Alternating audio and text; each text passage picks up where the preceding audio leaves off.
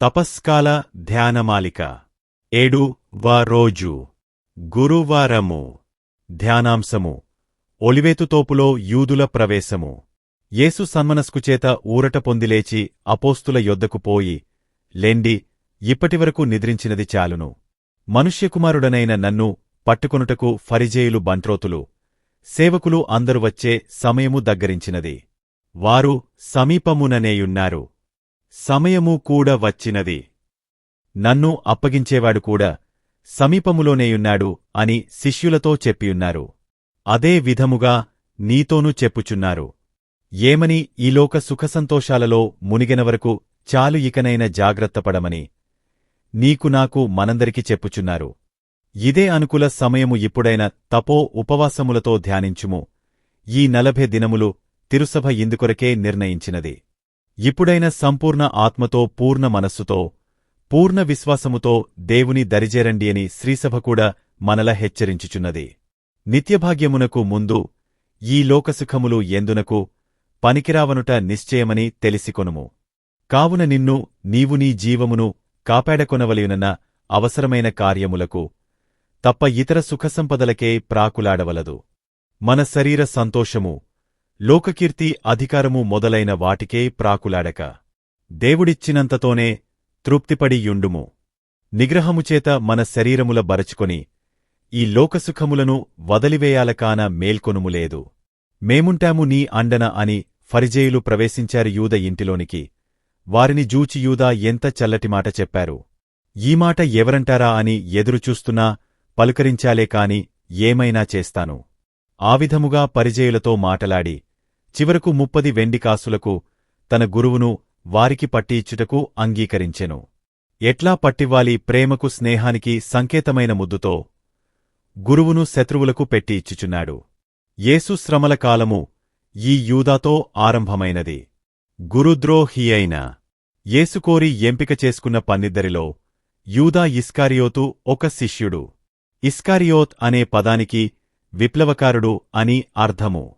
యూదాకు Rome సామ్రాజ్యాన్ని పతనము చేయవలయుననే విప్లవకారులలో సంబంధాలుండేవని చరిత్ర చెబుతున్నది. యేసుని అప్పగించినది యూదాయేనని సువార్తకారులంతా ధృవీకరించారు. బోధకుడా యని ప్రేమగా పిలుస్తూ వచ్చి ఆప్యాయంగా ముద్దాడి శత్రువులకప్పగించాడని మార్కు సువార్త అధ్యాయం 14 వచనలు 45 నుంచి 50 వరకు ప్రార్థిస్తున్న యేసును బంధించుటకు యూద మత ప్రధానార్చకులు, ధర్మశాస్త్ర బోధకులు, రోమను భటులు వచ్చారు. యూదా వారికి మార్గచూపరిగా, దారిచూపే వానిగా వచ్చాడు. వారు వచ్చునది జూచి వారికెదురు నడుస్తుండగా యూదా యేసుని జూచి ఆయనకు ఎదురువచ్చి ప్రేమతో ముద్దిచ్చాడు. యేసెవరో యూద మతనాయకులందరికీ తెలియదు. పైగా చీకటిలో దివిటీలతో తోపులోకి వచ్చారు. అందువలన ఆయనను గుర్తించుట అంత తేలిక కాదు. కాని ముద్దుతో యూదా యేసును వారికి అప్పగించాడు. యేసు, ఆయన శిష్యులు ఎలాంటివారో యూదా మతాచార్యులకు తెలియదు. అందుకనే బందోబస్తుతో యేసుని పట్టుకొనుటకు వచ్చారు.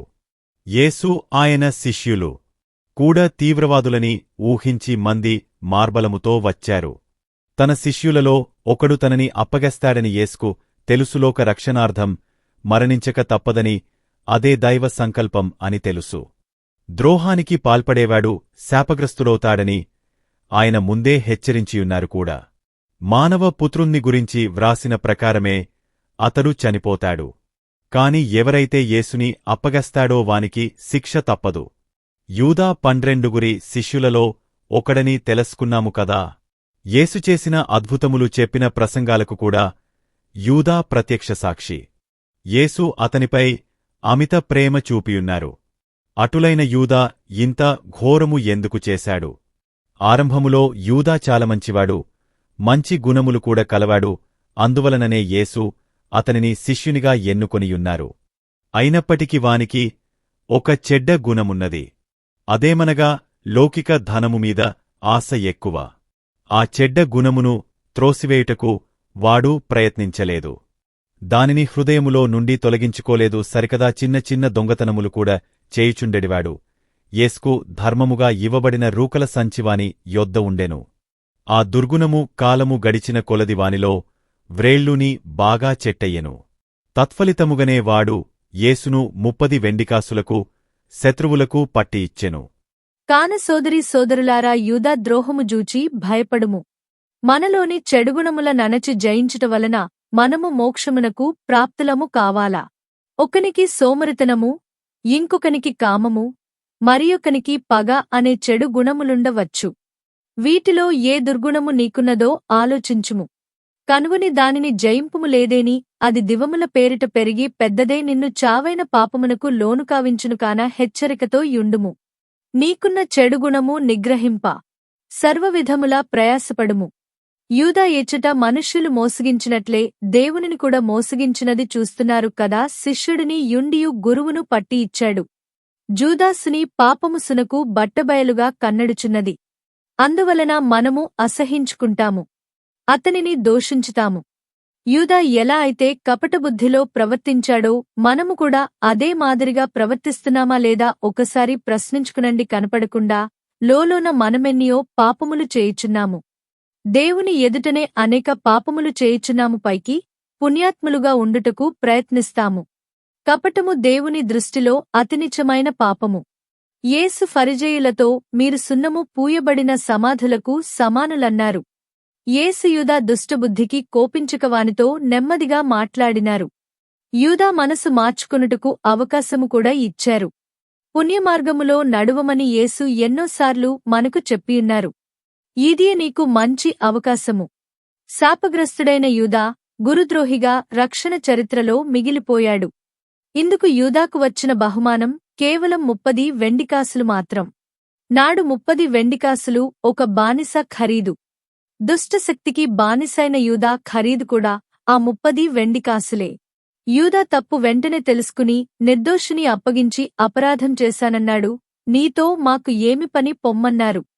30 వెండికాసులతో పొలముకొని దానిలో తలక్రిందుగా సాష్టాంగపడి చనిపోయాడు. యూదా గురుద్రోహానికి పాల్పడుటకు రాజకీయ కారణాలున్నవంటారు. కారణమేదైనా కాని స్వామి ద్రోహానికి పాల్పడినా ఆ పరితాపంతో ఆత్మహత్యకు పాల్పడ్డాడు. చేసిన పాపానికి దేవుని శరణు వేడినట్లయితే ఎలా ఉండేదో. యూదా ఇస్కరియోతుకు పేతురుకు తేడా ఇదే. ప్రార్థన. పరలోక జపము. పరలోకమందుండెడు మా యొక్క తండ్రి, మీ నామము పూజింపబడునుగాక. మీ రాజ్యము వచ్చునుగాక. మీ చిత్తము పరలోకమందు నెరవేరునట్లు భూలోకమందును నెరవేరునుగాక. నానాటికి కావలసిన మా ఆహారం మాకు నేటికి అనుగ్రహించండి. మా యొద్ద అప్పుబడినవారిని మేము మన్నించినట్లు మా అప్పులను మీరు మన్నించండి. మమ్ము శోధనయందు ప్రవేశిపంనివ్వక కీడులో నుండి మమ్ము రక్షించండి. ఆమెన్. పవిత్రుడు, సర్వశక్తివంతుడు, నిత్యుడువు అయిన దేవా, మామీదను సర్వమానవాళి మీదను మీ కరుణను కుమ్మరించండి.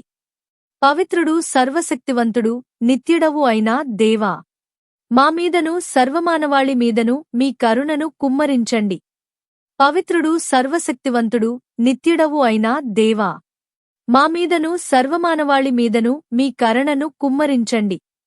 పితా, పుత్ర, పవిత్రాత్మ నామమున ఆమెన్. యేసుక్రీస్తునాథుని వెలలేని తిరు రక్తపాటులను చూసి మామీద దయగా ఉండండి. స్వామి.